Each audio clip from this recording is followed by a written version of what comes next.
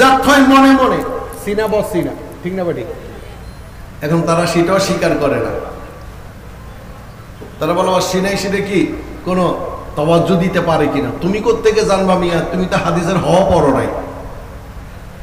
আবি হুরায়রা রাদিয়াল্লাহু তাআলা আনহু একদিন সরকার দু আলমের কদমে গিয়ে বললেন, ইয়া রাসূলুল্লাহ, ইয়া হাবিবাল্লাহ, ইয়া রাহমাতাল লিল আলামিন, আপনি কত সুন্দর করে বয়ান করেন, কত সুন্দর সুন্দর কথা বলেন। রাসূল গো, আমি তো সেগুলো মনে রাখতে পারি না। বলে কেন? বলে আমার স্মৃতিশক্তি কম।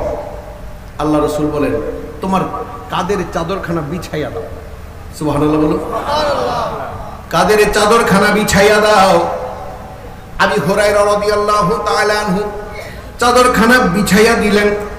আল্লাহ রাসূল ওই কোণের সাথে এই কোণ, এই কোণের সাথে ওই কোণ, চারটি কোণ ধরে একবার নয়, দুইবার নয়, তিনবার হযরত আবি হুরায়রা রাদিয়াল্লাহু তাআলা আনহুর বক্ষের মধ্যে, বুকের মধ্যে ওই চাদরখানা নিক্ষেপ করলেন। তিনবার নিক্ষেপ করার পর দোয়া করলেন আর বললেন, আবি হুরায়রা, আজ থেকে আর কোনোদিন তুমি কথা ভুলবে না।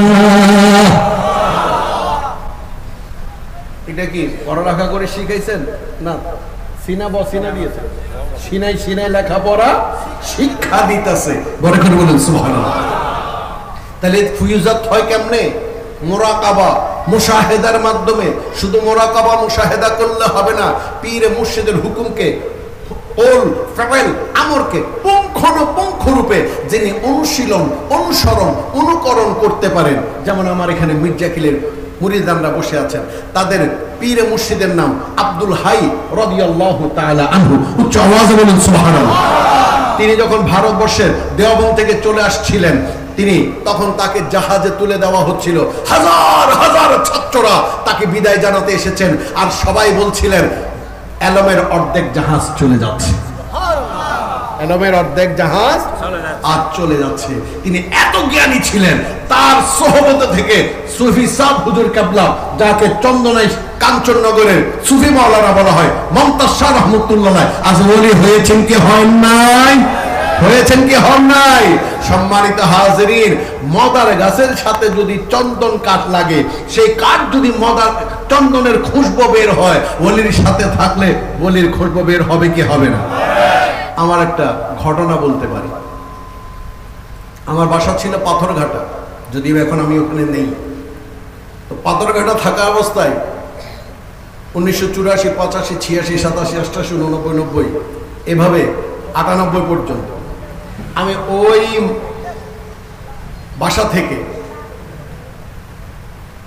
এটাকে বলা হয় বক্সিরহাট, যেটা আনসার ক্লাব হয়ে বক্সিয়াট মোড় হয়ে আমি সুবহানিয়া আলিয়া মাদ্রাসায় চেষ্টা করতাম লেখাপড়া করার জন্য। যাওয়ার সময় ওই আনসার ক্লাবের এই পাশ আর ওই পাশ পর্যন্ত এটা ছিল আতরের দোকান, এখনো পারফিউমের, ওখানে রাজা পারফিউমারি সহ অসংখ্য আতরের দোকান রয়েছে। আমি যখন ওই রাস্তা দিয়ে হাঁটতাম, খুব ভোরে আমাকে প্রাইভেট পড়তে যাইতে হতো। তারা রাতে গাড়ি করে আতর নিয়ে আসতো। ওই আতরগুলো যখন মাটিতে পড়তো, আমরা হাঁটলে জুতোতে আতর লেগে যেত। ওই আতরগুলো যখন আতর নিয়ে মাদ্রাসায় গেলে হুজুররা প্রশ্ন করতেন, কে আতর দিয়েছে? আসলে আমরা তো কে আতর দেইনি, আমরা আতর দেইনি। ঘটনা চক্রে আতর পায়ে লেগে গেছে। বাসায় গেলে বলতো, কে আতর দিয়েছে? আমরা তো আতর দেইনি। জুতো থেকে আতরের গন্ধ বের হচ্ছে। জুতোর সাথে আতর লাগার কারণে যদি জুতো আতরের খুশবু হয়, গায়ের সাথে লাগলে হবে কি হবে না? হবে কি হবে না? আবু বকরে দেখলে নবীর খুশবু পাওয়া যাইতো কি যাইতো না? ওমরে দেখলে পাওয়া যাইতো কি যাইতো না? ওসমানরে দেখলে পাওয়া যাইতো কি যাইতো না? হাসনাইনে করিমাইনে দেখলে মুহাম্মদে দেখা হয়ে যাইতো। সুবহানাল্লাহ। ঠিক তেমনি আল্লাহর ওলিরে দেখলে আল্লাহ দেখা হয়ে যায়।